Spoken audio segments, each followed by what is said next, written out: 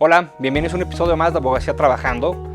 Soy Rodrigo García. El día de hoy estaremos conversando con el doctor Plácido Morales Vázquez, quien es el presidente del Tribunal de Conciliación y Arbitraje. Estaremos hablando sobre el sindicalismo burocrático tras la reforma laboral. Acompáñenos.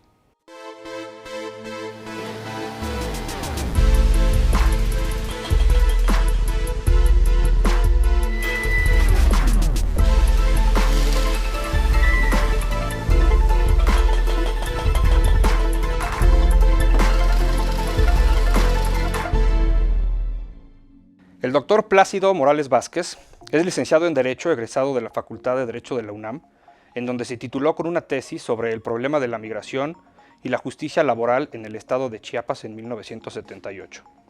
Por su contribución a los foros sobre la reforma municipal en 1982, fue convocado por el INAP a cursar estudios sobre desarrollo regional en Berlín, Alemania. Profesor de la Facultad de Derecho de la UNAM, en donde ha impartido las materias de Teoría General del Estado y Teoría Política. De esta cátedra es titular por oposición. Es doctor honoris causa de la Universidad Autónoma de Ciencias y Artes del Estado de Chiapas. Ha desempeñado diversos cargos políticos y administrativos en el gobierno de Chiapas, entre ellos secretario del Trabajo y Previsión Social, secretario de Pesca y Acuacultura, representante del Gobierno del Estado de México y coordinador en jefe del Gabinete del Gobierno. En el ámbito federal, ha sido delegado de la Comisión para la Regularización de Tenencia de la Tierra en el estado de Chiapas y delegado federal de la Sedesol en el estado de Zacatecas. En la Ciudad de México, subdelegado en las delegaciones Cuauhtémoc, Azcapotzalco y Venustiano Carrasco. En 1989 y 1990, como académico, participó en los foros de la Reforma Política y fue miembro de la comisión redactora del COFIPE. Convocado por la Secretaría de Gobernación, por esta participación fue nombrado vocal de organización del IFE para su integración e instalación en la Ciudad de México en 1991. En la Secretaría de Gobernación fue director de Coordinación Política. Es autor de texto Teoría Política para los Abogados y ha publicado ensayos sobre el sistema político constitucional en la revista Fórum del IFE y los ensayos El conflicto entre el ser y el deber ser en la formación del abogado en la revista Jus de la Facultad de Derecho. Ha sido articulista de los diarios Cuarto Poder en Tuxtla Gutiérrez y actualmente es articulista de La Jornada y el diario 24 Horas en Ciudad de México. Ha dictado por 10 años consecutivos la conferencia Chiapas Mexicano para conmemorar el 14 de septiembre en la que revisa la coyuntura histórica de la Federación de Chiapas. Miembro del Comité de Festejos del Bicentenario de la Independencia y el Centenario de la Revolución Mexicana en el estado de Chiapas. Por las tareas en la difusión de la cultura en Chiapas, el año pasado fue propuesto y se le otorgó el Premio Chiapas 2018 en Ciencias Sociales, máximo galardón que entrega el gobierno del estado a un chiapaneco por su contribución al arte y la cultura. Actualmente es magistrado presidente del Tribunal Federal de Conciliación y Arbitraje. Magistrado, un honor tenerlo en la BMA TV, concretamente en este espacio en Abogacía Trabajando, para conversar un poco sobre la reforma en materia laboral, sí, pero también un poco sobre este sindicalismo burocrático. Sí, gracias. Gracias por la oportunidad de estar en la Barra Mexicana de Abogados y en el programa Abogacía Trabajando y bueno, con la grata compañía del abogado Rodrigo García. Muchas gracias. Pues platicamos. Perfecto, magistrado. Le preguntaría quizá de inicio, ¿la libertad sindical burocrática es considerada un derecho humano? Sí, sí lo es. Como principio de libertad es un derecho humano y es un derecho que tiene caracteres universales por los tratados internacionales que el Estado mexicano ha suscrito. De estos tratados, uno data del 48, entonces que nos tardamos bastante en abrir las compuertas para el ejercicio de la libertad sindical, que prácticamente se hizo derecho positivo ya en la reforma del 1 de mayo del 2019, y particularmente para el apartado B, es decir, para los trabajadores, como le llaman, al servicio del Estado. Entiendo que justamente el tema sindical fue un tema clave o central en la reciente reforma laboral. ¿Cuál sería el principal reto que se tiene? La reforma contiene dos o tres aspectos, incluyendo la reforma integral al artículo 123 de la Constitución. Una, la reorganización de los órganos impartidores de la justicia laboral, que es, sobra explicarlo, pero bueno, desaparece el tradicional tripartidismo y ahora tendrá características de juicios, diríamos, ordinarios para hacer la justicia laboral expedita y con gran parte del desarrollo del juicio de manera, diríamos, oral. La otra es que prevalece la conciliación, que estaba prácticamente negado por la naturaleza del derecho del trabajo mexicano. Ya ve que el derecho del trabajo mexicano surge al fragor de las pasiones del movimiento de la Revolución Mexicana en el Constituyente del 17. Y quienes redactaron el texto del 123, pues aunque habían habían abogados, también habían líderes sociales con una exacerbada emoción por la justicia a los trabajadores, y tuvo esas características de darle un sentido representativo a la impartición de justicia en materia laboral. Claro, los trabajadores al servicio del Estado, pues se tarda mucho en ir creando los órganos de impartición de justicia, prácticamente es hasta a los años 60. Pero la parte sustantiva de lo que me pregunta es que la reforma a la parte sindical es muy significativa en esta reforma integral. ¿Por qué? Por una sencilla razón. Y donde partíamos el comentario anterior, ¿no? Como derecho humano universal, derecho, garantía constitucional, el derecho al trabajo, a la libertad sindical, hay una extensión del principio de asociación para la defensa de un derecho. Vamos a poner, la barra mexicana de abogados tiene una plena libertad de asociación y de ejercicio hacia el interior.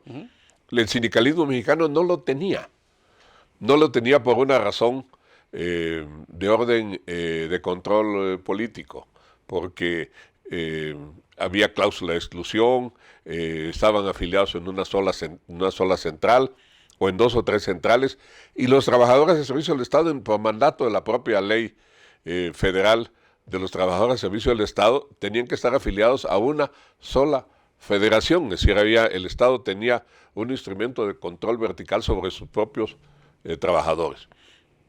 Por eso la parte principal de la reforma es la libertad sindical, dado que ahora un trabajador al servicio del Estado o un trabajador en particular tiene la capacidad de decidir quién lo va a representar gremialmente, y la otra tiene derecho a saber qué se hace con sus cuotas, tiene la libertad de pertenecer a este o aquel sindicato o constituir uno, claro, con 20 trabajadores o más, me refiero a los trabajadores al servicio del Estado.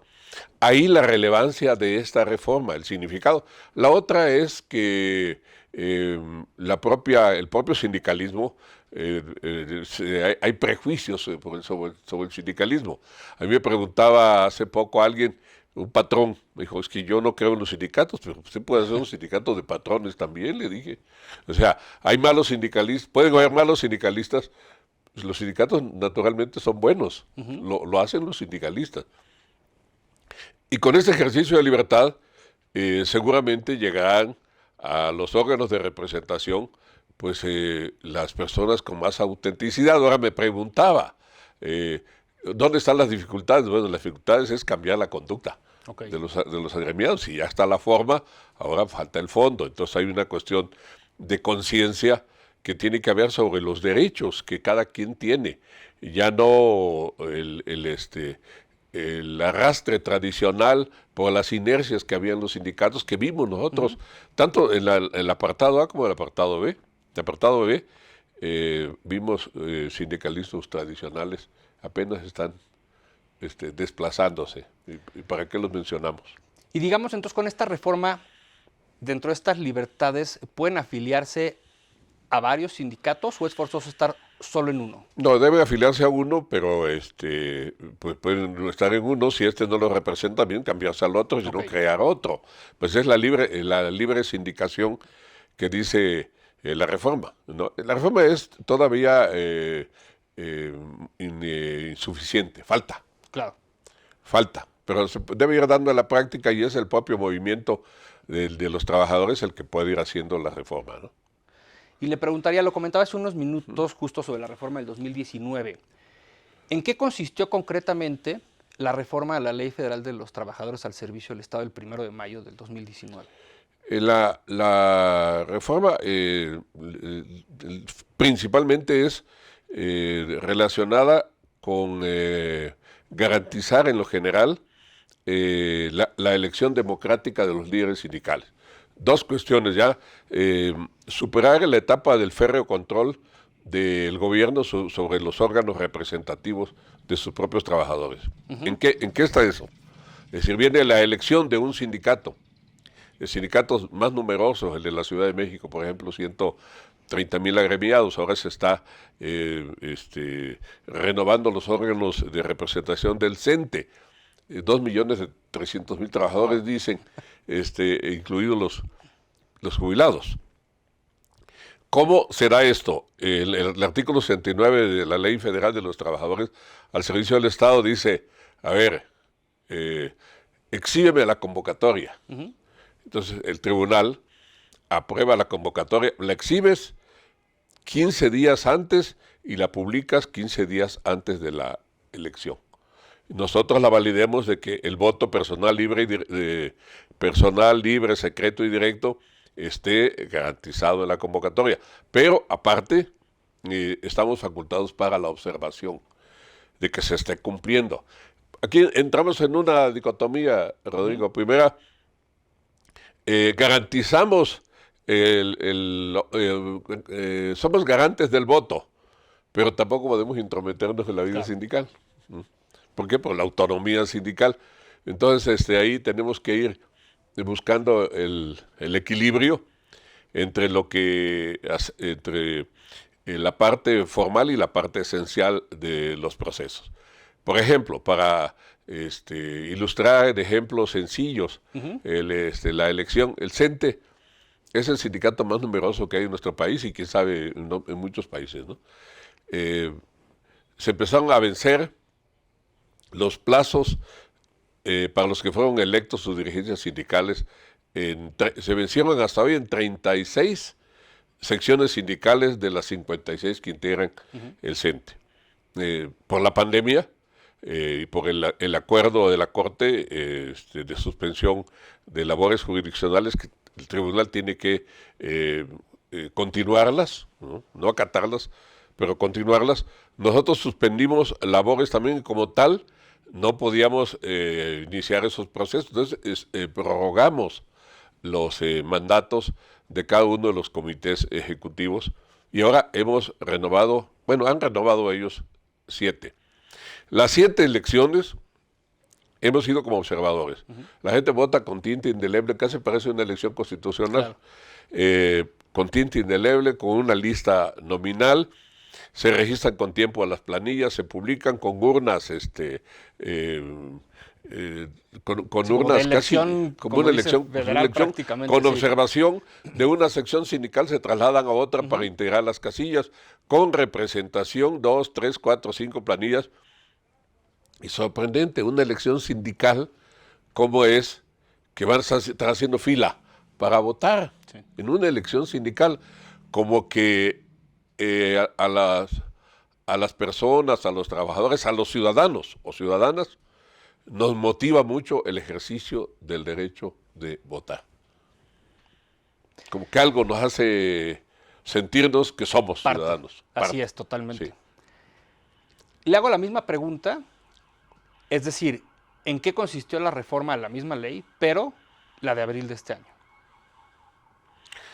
Bueno, la parte, diríamos, relevante de la reforma reciente la subcontratación. es la subcontratación. No es una reforma fácil. Vio cómo tuvo un proceso muy sinuoso para no decirle que tortuoso, porque hubieron opiniones diversas de que toda la faja fronteriza del norte del país pues estaba en riesgo de tener una crisis por el problema De las laboral. manufactureras. Ujú. Ellos subcontratan a miles y Así miles es. y miles de trabajadores, pero pues también hay un derecho humano y un derecho natural, un derecho constitucional a las garantías y a las prestaciones de ley. Bueno, por eso llevó todo ese tiempo de que todos vimos en las conferencias matutinas de la Presidencia de la República, todos vimos el ejercicio, los plazos de consulta, los acuerdos que se hicieron y las dos cuestiones de esta reforma. Una, los grupos representativos empresariales aceptaron la supresión de la subcontratación, Así es. pero lograron algo que era hipotético en la ley, que la participación de los trabajadores en las utilidades de las empresas, el reparto de utilidades ya tuviera un tope. Tope. Ujú. Es decir, porque tampoco se cumplía cabalmente, generaba fue relajándose de tal forma y la falta de un control rígido en materia de impuestos hacía que las empresas buscaran la manera de no cumplir con esa obligación constitucional y de ley federal del trabajo, y que además podía ser demasiado oneroso para la empresa. Yo creo que ahora que tiene un tope, y un tope tanto en los primeros años y hasta el último ejercicio, cuánto fue, y un tope de tiempo en lo posterior, pues las empresas podrán hacer su reparto de utilidades con una gran transparencia y claridad, que fue una ganancia para ellas ante, si es que significó Claro. una pérdida de ventajas para ellos lo del llamado outsourcing, ¿no? Ujú. La subcontratación. Pero sí era una cuestión que estaba convirtiéndose ya en una parte de mucha inequidad, para no decir injusticia, en las relaciones laborales. Y bueno, pues ahora se puede continuar prestando la subcontratación, pero bueno, pues ya de otra naturaleza. Así es. Para el gobierno también estaba haciendo una especie de simulación de subcontratación. Ahora el gobierno lo tiene expresamente prohibido, pero sí puede subcontratar los servicios con empresas que estén legalizadas ante la Secretaría del Trabajo, que renueven Sí, están sus registradas. contratos, estén registradas, cumplan, declaren impuestos y presten un servicio también público, que no sea un instrumento de simulación. Creo que es uno de los logros significativos de la parte de la reforma laboral más recientes. Perfecto. Derivado un poco de la misma reforma, le haría la pregunta, ¿por qué se postergó hasta enero del 2022 la aplicación de la reforma para el sector público? ¿Por un tema presupuestal? Eh, sí, de alguna forma, por cuestiones de derechos que hay ahí, cuestiones presupuestales y diferentes rezagos que hay en materia laboral. En materia laboral, el gobierno es un mal pagador, válgase que yo lo diga, ¿no? Porque tiene un fuerte Sí. pasivo laboral, y el tribunal que yo percibo, el Tribunal Federal de Conciliación y Arbitraje, tiene pocos instrumentos de coacción para obligar a que el propio gobierno cumpla. El tribunal fue creado de tal forma que hiciera, procurara la justicia sin que se hiciera totalmente la justicia. Y ahí cuando le digo que es insuficiente la reforma, es porque el tribunal debía tener un poco más de medios coactivos o medidas de apremio para ver que los órganos del propio gobierno paguen a sus trabajadores, y también de este lado alguna cuestión. Por ejemplo, los abogados litigantes en materia laboral que litigan el apartado B, pues ellos no tienen prisa, porque los salarios caídos se están acumulando. Hoy tenemos juicios diría muy antiguos para hablar en tiempos del tribunal, y que son una carga muy onerosa para Claro. el gobierno federal. Entonces a veces tiene que hacer una parte que ya no me toca estrictamente, pero he tenido que ver que algunos titulares de algunos organismos, le digo, oiga, empecemos a buscar una manera de resolver la acumulación de pasivos. Pongo el ejemplo del gobierno de la Ciudad de México. La Constitución de la Ciudad de México obliga al gobierno de la ciudad a constituir su tribunal electoral. Pero pues yo le dije, a ver, van a instalar un tribunal electoral y van a dejar el pasivo que tienen aquí, las delegaciones, o las alcaldías ahora, ¿no? Antes llamadas delegaciones. No pueden instalarlo o les pasamos el pasivo o qué, pero el pasivo no le encontramos una manera legal de decir, oiga, tú vas a cobrar, yo sentencié o otro tribunal va a cobrar. Bueno, esas cuestiones, Rodrigo, que están apareciendo, por eso yo digo que la reforma laboral es insuficiente, primera en materia de salarios caídos, lo tortuoso que es el sistema de audiencias, de impartición de justicia. Para las notificaciones es muy complicado porque somos un tribunal central, federal central, y a veces hay litigios que son de la provincia y tienen que llegar aquí. Creo que tenía que construirse alguna manera de que sea expedita expeditan las notificaciones que tengan que hacerse en provincia. El juicio el proceso más sintético, en una audiencia desahogar todo lo demás con plazos cortos y sobre todo el asunto de las medidas de apremio. De acuerdo. Le haría otra pregunta, magistrado, siguiendo por supuesto en el tema de la reforma en materia de subcontratación. ¿Qué impacto tendrá esta reforma en el sector público? Yo considero que no debe tener un gran impacto. Es decir, sobre todo en la política del gobierno de la República actual, que tiene propósitos de basificar al mayor número de trabajadores y de reiniciar el servicio profesional de carrera. Ya están concursándose para lo que sean mandos medios. Y bueno, para la parte de los mandos medios superiores, pues ya el régimen de confianza, ¿no? Que no crea grandes derechos. Aquí, en la parte de las relaciones laborales entre el gobierno y sus trabajadores, esa subcontratación, ahora diríamos sui generis, para no contraer obligaciones, porque el propio gobierno parecía que hasta él mismo se subcontrataba, ¿no? Entonces, las medidas estas no son medidas que puedan afectar a los trabajadores que aspiren a ser trabajadores al servicio del Estado.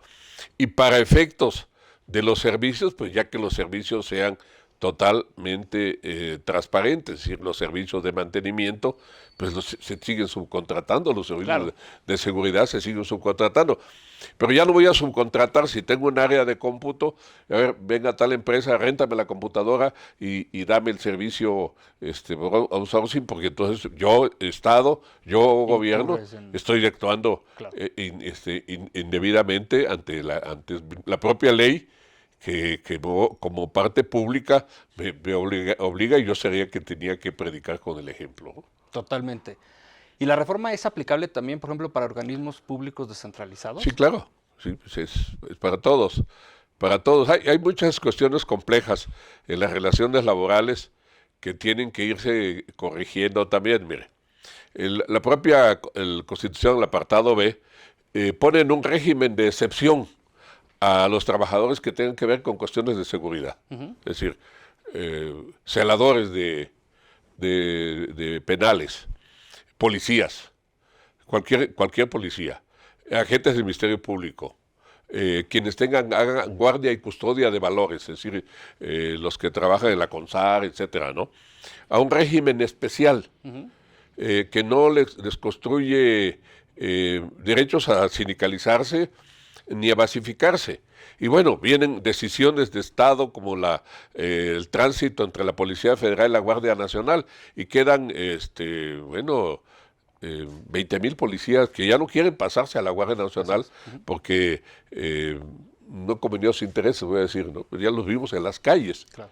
Y no procede la conciliación, porque no hay un órgano encargado de un órgano facultado para entrar a la conciliación. Los policías en las calles.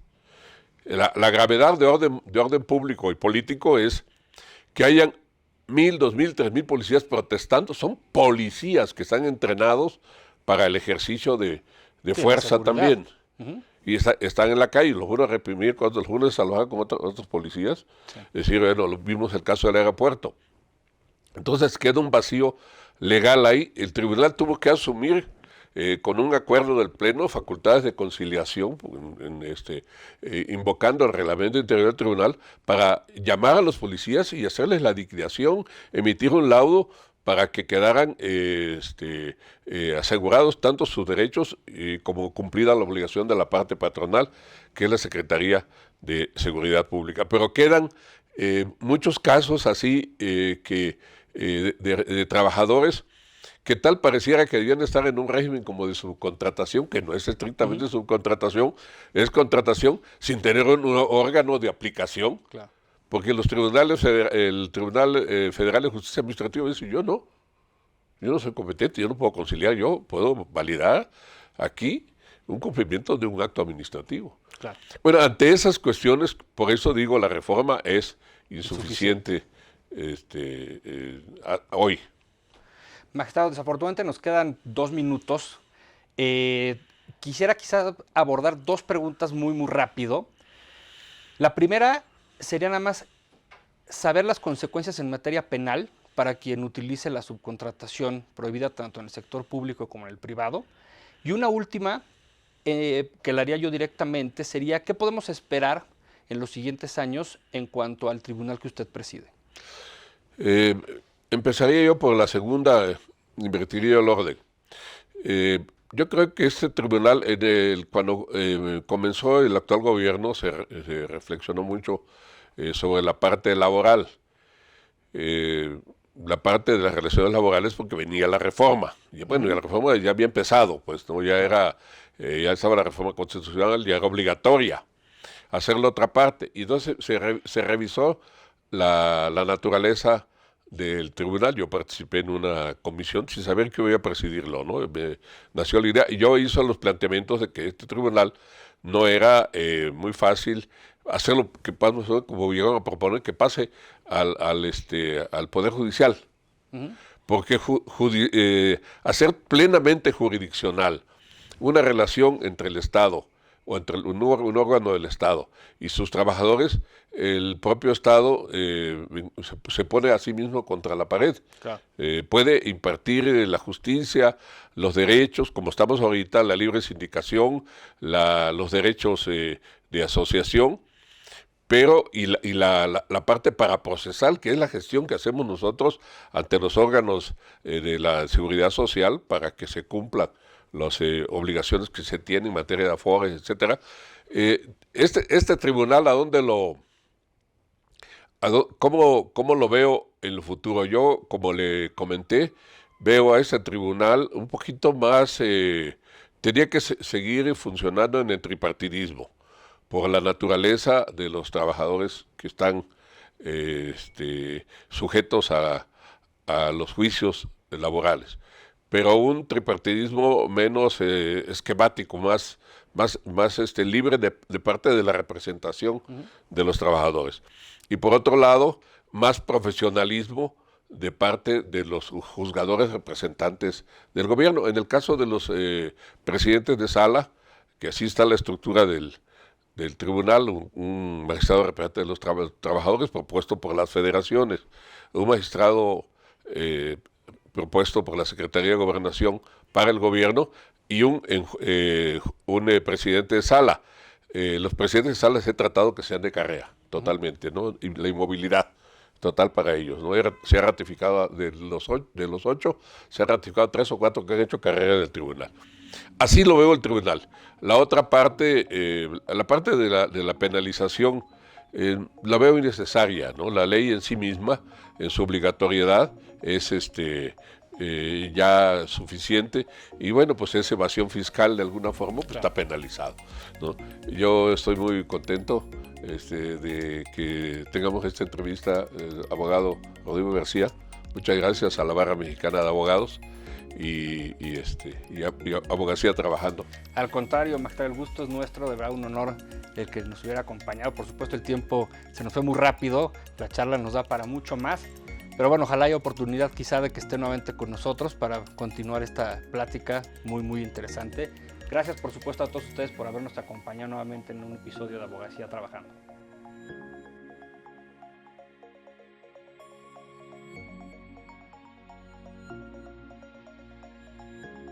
Gracias por habernos acompañado en este nuevo episodio, un programa en el cual conversamos con el magistrado presidente del Tribunal de Conciliación y Arbitraje respecto a este sindicalismo burocrático, el cual me parece es el tema central justamente de la reforma laboral que hubo en abril de este año y que ya nos explicaba muy bien la importancia justamente que tiene el papel del sindicato a nivel tanto privado como público.